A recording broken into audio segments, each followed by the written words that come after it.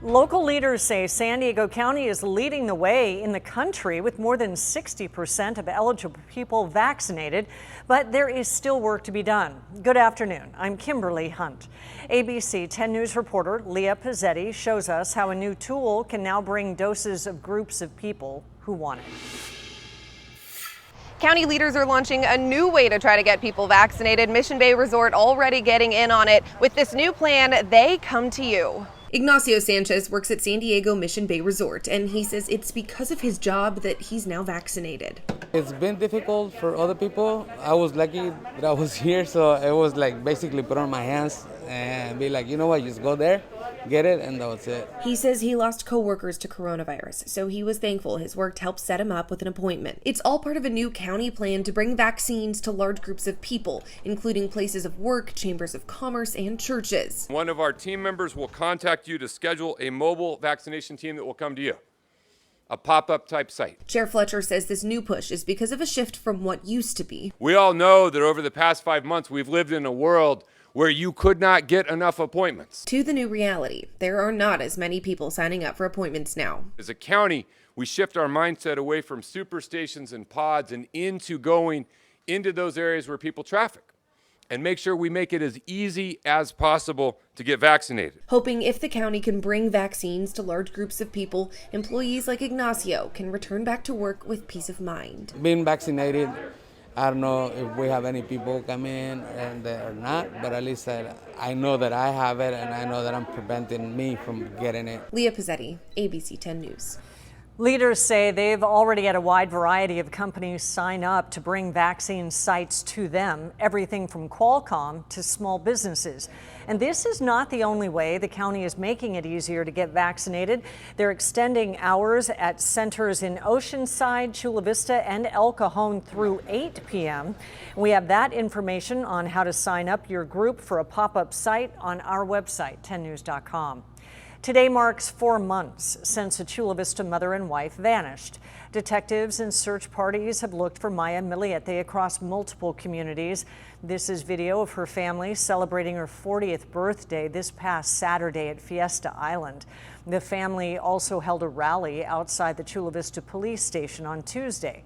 They say they aren't giving up on Maya's case until she's home safely. And a former San Diego County Sheriff's deputy has pleaded guilty to 20 felony and misdemeanor charges involving sex acts with underage girls. 27-year-old Jalen Fleer was arrested last July after nearly a 4-month investigation. Fleer is expected to face between 10 and 12 years in state prison. Should the prosecution seek a longer sentence and persuade the judge that it should be more than 12 years warranted, Fleer would have the right to withdraw his guilty plea. Fleer remains out of custody pending his June 18th sentencing in Chula Vista. The public and the San Diego Police Department is weighing in on the department's proposed budget for the upcoming year. Local activists are calling for budget cuts. The city says it's not that simple. ABC 10 News reporter Marie Cornell has the details. Part of Mayor Taunt Gloria's budget proposal includes a $19 million increase for the San Diego Police Department. Today, during the city's budget committee hearing, representatives from the police department laid out the reasons why they need this funding. They say they've been hit by the pandemic too. For instance, not getting money from overseeing events is hurting their bottom line, so they need the city to help make up that difference. They also say paying pensions is a big chunk of their budget. $15.1 million for obligated pension payments, $4.5 million allocation for non-discretionary expenditures. Examples include vehicle fleet expenses, fleet fuel, gas, electricity, etc. It's not about the pensions. It's not about, details about recruitment and vacancy rates and those type of things. It's really about moving positions and functions out of the police department. Kiara Pena is a member of the Community Budget Alliance. She was among the many callers who weighed in during the hearing with her opinion about funding for the police. She believes the money should be reallocated to other projects and departments, suggesting that some police responsibilities should be reassigned. This year, instead of adding to an already bloated police budget, we really want to do that reimagining of public safety, funding alternatives to policing, community care, housing, equitable job opportunities, parks, and long-term programs like youth and young adult violence intervention programs. ABC 10 News reached out to Mayor Todd Gloria about the police funding concerns, and his office sent this statement over saying, quote, "Funding the police department aligns with the notion that police practices must evolve and still allows us to invest in our communities.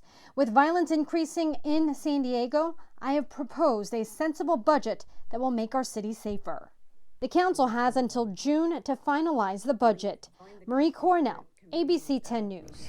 You can stay on top of all of the latest changes with the city budget with the ABC 10 News mobile app. It is free in the App Store and Google Play. The cyber attack disrupting